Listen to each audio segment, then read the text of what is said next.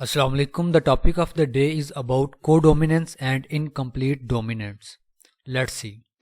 Mendel's ने जब round seed का क्रॉस रिंकल्ड सीड के साथ करवाया था, उन्होंने देखा था कि जो ऑफस्प्रिंग प्रोड्यूस हुए हैं वो सारे के सारे राउंड थे, रिंकल्ड नहीं थे।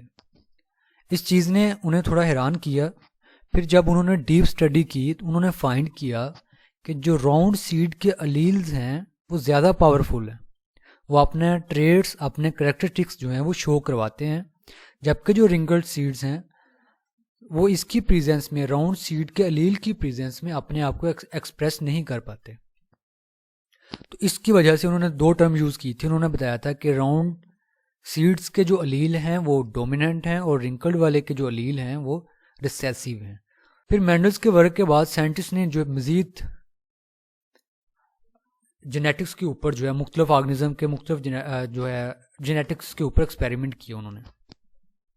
फिर उन्होंने ये चीज़ फाइंड आउट की कि all the traits in organism do not follow the Mendel's law.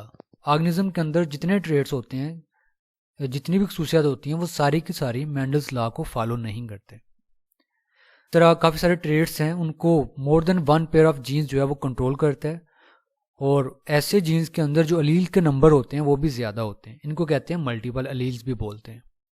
इसकी यहाँ पर जो हम टाइप्स डिस्कस करेंगे वो है कोडोमिनेंस एंड इनकम्प्लीट डोमिनेंस। ये वो वाले ट्रेड्स हैं जो मेंडल्स लॉ से डेविएट करते हैं, मेंडल्स लॉ को फॉलो नहीं करते। जो मेंडल्स ने डोमिनेंस और सेसिव की टर्म्स एक कंडीशन बताई थी, एक सिचुएशन बताई थी, ये इस चीज़ को फॉलो नहीं करते। सबसे पहले codominance is the situation where two different alleles of gene pair express themselves completely. Heterozygous condition जब आती है तो इसमें दोनों अलील अपने आप को एक्सप्रेस करते हैं, इसमें कोई दूसरे के ऊपर डोमिनेंट नहीं होता और ना इस रिलेशन में रिसेसिव होता है। और इसमें जो हेटरोजाइगस की ऑर्गेनिज्म की जो फिनोटाइप होती है वो होमोजाइगस से डिफरेंट होती है। इसकी एग्जांपल है ABO blood group system. ABO blood group system को जीन जो आई है वो कंट्रोल करता है, और इसके 3 अलील्स हैं इस जीन के, I A, I B and lower case I या स्मॉल आई। इसमें होता यह है कि जिन ऑर्गेनिज्म के अंदर अलील ए होता है वो ऐसे ऑर्गेनिज्म के अंदर एंटीजन ए प्रोड्यूस करते हैं, और हम कहते हैं कि ऐसे शख्स का जो ब्लड ग्रुप है वो ए है, मतलब कि उसके ब्लड ग्रुप की जो फिनोटाइप होगी वो ए होगी। और जिन ऑर्गेनिजम्स के अंदर अलील बी होगा उनके अंदर एंटीजन बी प्रोड्यूस होगी और उनका ब्लड ग्रुप बी होगा, और जिनके अंदर स्मॉल आई होगा तो उनके अंदर कोई एंटीजन प्रोड्यूस नहीं होगी, उनका ब्लड ग्रुप ओ कहलाएगा। और यहाँ पर अलील कैपिटल ए और अलील बी जो है ये डोमिनेट करते हैं ओवर स्मॉल आई के ऊपर।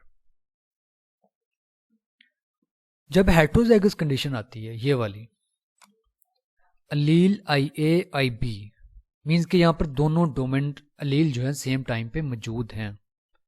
तो यहाँ पर क्या होता है कि ऐसे शख्स का ब्लड ग्रुप ना ए होता है ना बी होता है, इंस्टेड उनके अंदर अलील मौजूद हैं ए बी, लेकिन उनका ब्लड ग्रुप जो है ए बी होता है। ठीक है, ना सिर्फ ए होता है ना बी बल्कि ए बी होता है, मीन्स कि उसके अंदर दोनों एंटीजन प्रोड्यूस होते हैं। एंटीजन्स ऐसे सब्सटेंस होते हैं जो हमारे जो इम्यून सिस्टम है हमारा उसको रिस्पॉन्स करते हैं, उसको स्टिमुलेट करते हैं। एंटीजन जो होते हैं रेड ब्लड सेल्स के सरफेस के ऊपर मौजूद होते हैं, ब्लड वाले। और एंटीबॉडीज जो होती हैं ये प्लाज्मा प्रोटीन्स होती हैं, और ये एक प्रोटेक्टिव प्रोटीन है जो इम्यून सिस्टम प्रोड्यूस करता है in the presence of foreign substance. जो बाहर से जब कोई पार्टिकल्स बॉडी के अंदर दाखिल होता है तो उसके रिस्पॉन्स में इम्यून सिस्टम एंटीबॉडीज प्रोड्यूस करता है, और जो बाहर से फॉरेन सब्सटेंस आते हैं उन्हें भी एंटीजन कहते हैं। कुछ आउटर एंटीजन्स होते हैं, कुछ इनर एंटीजन्स होते हैं। तो ये उसका ग्राफिकल रिप्रेजेंटेशन दी हुई है। अगर जीनोटाइप कैपिटल ए होगी तो ऐसे शख्स के अंदर एंटीजन ए प्रोड्यूस होगा और उसका ब्लड ग्रुप ए होगा। अगर एक डोमिनेंट है, अलील ए है, दूसरा रिसेसिव अलील है स्मॉल आई, तो ऐसे शख्स का भी ब्लड ग्रुप ए ही होगा, क्योंकि यहाँ पर अलील ए जो है वो डोमिनेंट है ओवर अलील स्मॉल आई के ऊपर। सेम ऐसे यहाँ पर होगा, अगर अलील बी भी होंगे तो ऐसे शख्स का ब्लड ग्रुप बी होगा, क्योंकि उसके अंदर एंटीजन बी प्रोड्यूस होंगे। अगर अलील बी और स्मॉल आई होगा तो ऐसे शख्स का भी ब्लड ग्रुप बी ही होगा, क्योंकि अलील बी जो है वो dominant over small I. Small I यहाँ पर रिसेसिव अलील है। अगर दोनों रिसेसिव अलील्स होंगे, कोई एंटीजन प्रोड्यूस नहीं होगा, ऐसे शख्स का ब्लड ग्रुप ओ कहलाएगा। और अगर दोनों डोमिनेंट अलील इकट्ठे हो जाते हैं, हेटेरोजाइगस कंडीशन आ जाती हैं, उनके अंदर दोनों एंटीजन प्रोड्यूस होंगे। यहाँ पर एक अलील दूसरे के ऊपर डोमिनेंट नहीं होगा और ना यहाँ पर कोई रिसेसिव होगा, कोई एक दूसरे से पावरफुल नहीं होगा, दोनों की पावर सेम है। तो इस वजह से दोनों अपने अपना फिनोटाइप जो है वो एक्सप्रेस करते हैं, अपने करेक्टर शो करते हैं। तो ऐसे शख्स का ब्लड ग्रुप ए बी होगा। और जो दूसरी सिचुएशन आती है वो आती है इनकम्प्लीट डोमिनेंस की। is a situation wherein heterozygous genotypes both the allele express as a blend mixture. Incomplete dominance वो सिचुएशन होती है जब हेटेरोजाइगस जीनोटाइप होती है तो उसके अंदर दोनों अलील अपने आप को एक्सप्रेस करते हैं एज ए मिक्सचर के तौर पर। यहां पर कोडोमिनेंस के अंदर हमने देखा था दोनों अलील जो है कोऑर्डिनेटेड वे में अपने आप को एक्सप्रेस कर रहे हैं दोनों। लेकिन इनकम्प्लीट डोमिनेंस में क्या होता है कि जो जब दोनों हेटेरोजाइगस कंडीशन के अंदर जब दोनों डिफरेंट अलील इकट्ठे होते हैं तो एक मिक्सचर बनता है, और इसमें यहां पर कोई भी डोमिनेंट और रिसेसिव का रिलेशन नहीं होता। और इस फिनोटाइप को इंटरमीडिएट फिनोटाइप भी बोलते हैं। यहां पर एक प्लांट है 4 o'clock प्लांट, इसके अंदर 3 कलर के फ्लावर्स होते हैं, red, pink and white naturally. और यहां पर जो पिंक कलर है उसके लिए कोई भी स्पेसिफिक जीन नहीं होता,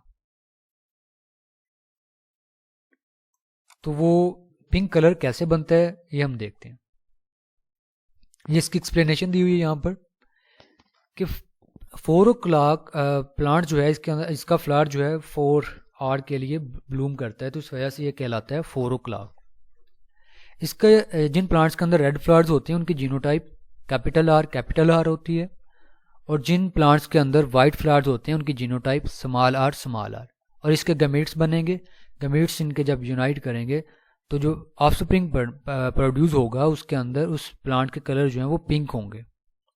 जब इसकी हेटेरोजाइगस कंडीशन होगी तो उसके अंदर प्लांट के कलर जो हैं वो पिंक होंगे, ना वो रेड होंगे ना वो वाइट होंगे, और ना ऐसा होगा कि सेम टाइम पे रेड और वाइट होंगे, बल्कि एक मिक्सचर बन जाता है। जब ये दोनों डिफरेंट अलील इकट्ठे होते हैं फर्टिलाइज करते हैं तो एक मिक्सचर बनता है। तो इस वजह से एक नया करेक्टर जो है, एक नया ट्रेट जो है वो डेवलप हो जाता है, और इसको कहते हैं इनकम्प्लीट डोमिनेंस।